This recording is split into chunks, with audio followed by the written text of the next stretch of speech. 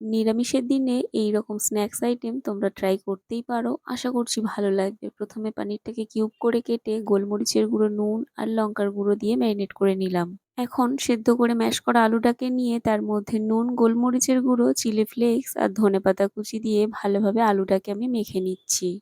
আলুটা মাখা হয়ে গেলে পরিমাণ অনুযায়ী কর্নফ্লাওয়ার দিয়ে আবারও একটু ভালোভাবে মাখিয়ে নিলাম। এখন হাতের মধ্যে তেল বা ঘি লাগিয়ে আলুর পুরের মধ্যে এইরকম ম্যারিনেট করা পানিরটাকে দিয়ে এইভাবে বল গড়ে নিলাম। এখন একটা বাটিতে কর্নফ্লাওয়ার, ময়দা, স্বাদ মতো নুন, গোলমরিচ দিয়ে ভালোভাবে মিক্স করে নিয়ে অল্প করে জল দিয়ে মিশিয়ে একটা ব্যাটার বানালাম। খুব একটা ঘন না, খুব একটা পাতলা না। এখন গড়ে রাখা বলগুলো ময়দার ব্যাটারে ডিপ করে ব্রেড ক্রাম্বসে কোট করে নিলাম।